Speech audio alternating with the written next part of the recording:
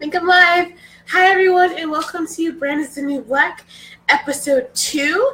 This one is on my Facebook page, so I don't know how many people will see this. It's an experiment. I might just be talking on my own for a while.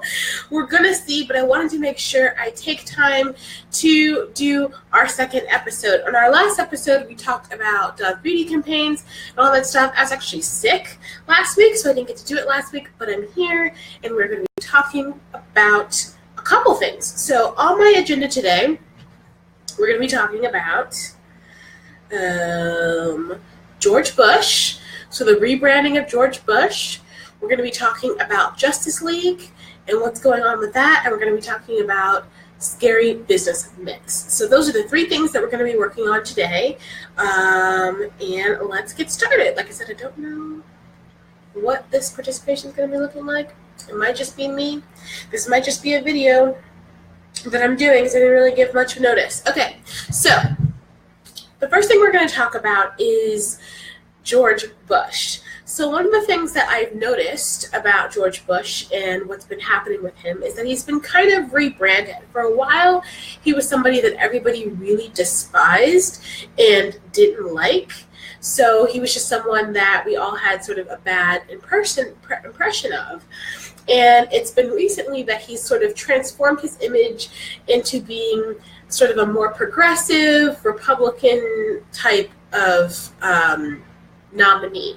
Now, some of this comes with the fact that right now, a lot of it is optics, right? Like if you compare George Bush to somebody like Donald Trump, people are like, well, it could be worse, it could be better. But a lot of it seems to be a conscious effort by his team to sort of make him into sort of this new character.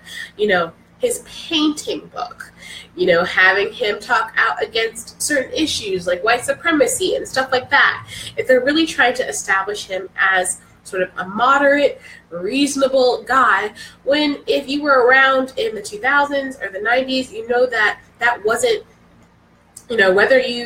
whatever your politics are, that George Bush's story is a lot more complicated than that. So that's kind of what is happening with George Bush. And what I find so interesting about this is it kind of shows how easy it is for people to sort of recraft messages, sort of go out and come back and become something totally new, and everybody kind of has a short memory about it.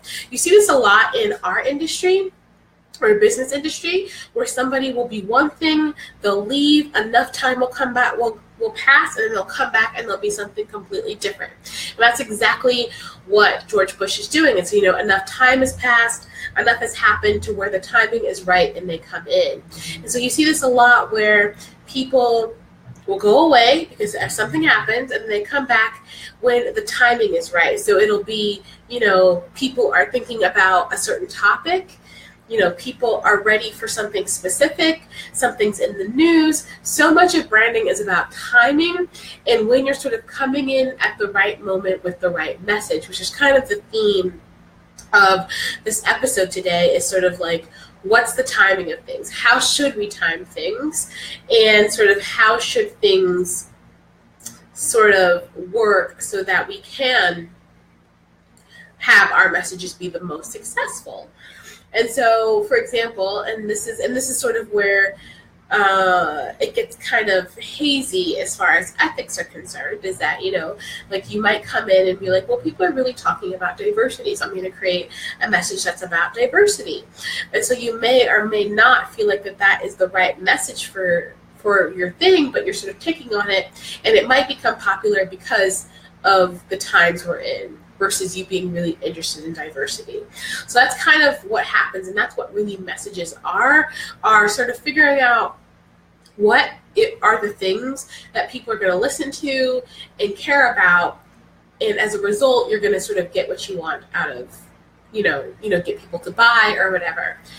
And so one of the things that I'm doing this week is I am doing sort of a little kind of, what would you call it? A 5-day series that's about marketing and sort of all the business myths and all the things that we feel are evil in business, so business myths that really aren't. So one of the things I talk about is marketing. You know, a lot of people think that marketing is really evil when it's not the marketing itself that's evil. It's the messages that are carried out through the marketing.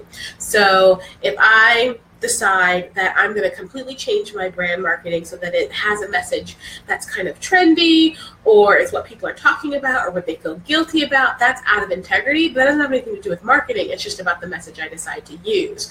So that's kind of an example of a myth that we're busting this week in the series. So that's why the George Bush thing is so interesting, because essentially all he did was he took his core message, which was one thing, and he turned it into a message that he realized is going to be a better fit and is going to resonate with people more than what he had before, based on timing and opportunity.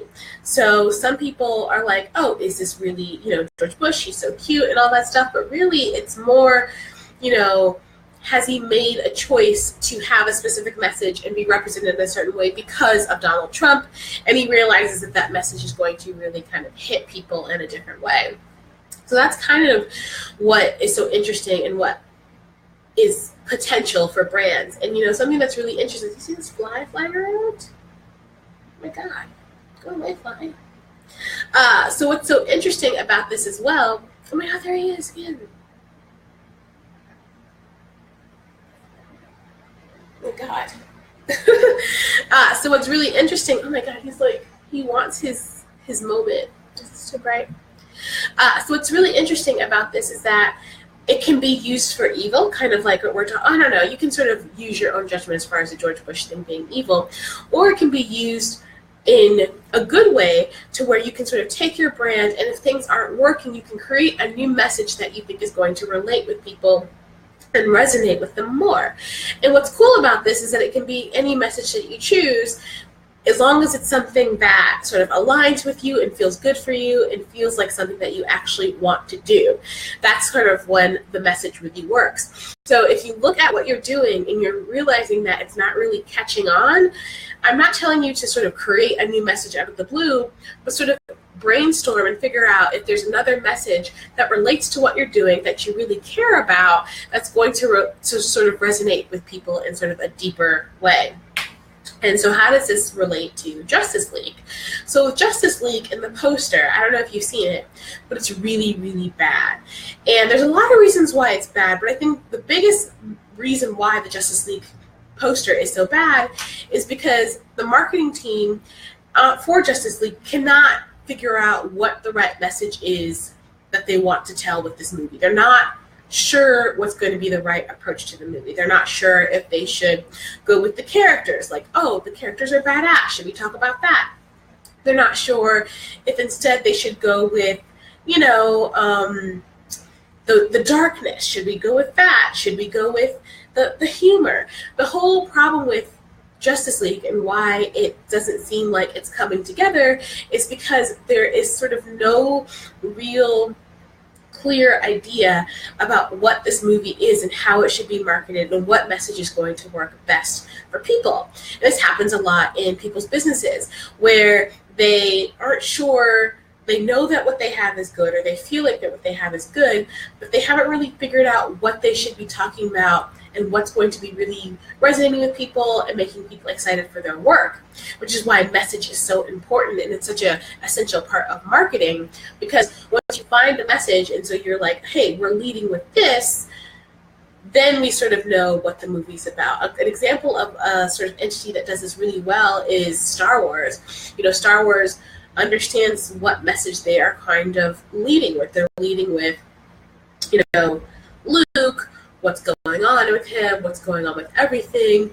They're leading with nostalgia. They kind of have a core message that they're trying to get towards, and everything revolves around that, so everything feels super focused, versus Justice League, where everything just seems to be like a mismatch and like hodgepodge of all these things that they hope that one or two of them are going to end up eventually hitting on and people are going to like it. So that's basically all I have for this episode of Brand is the New Black. I don't think we had anybody. Did you guys?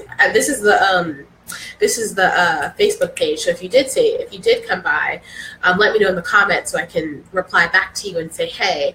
But that's the episode, and sort of the kind of to bring it all together, when you are looking at your marketing, make sure that you have a message and think about what is it that you want to say, how do you want to say it, and how do you want people to feel about the work you're doing. And that's basically it. So that's episode 2 of Apprentice in the New Class. I'll see you guys later. Bye.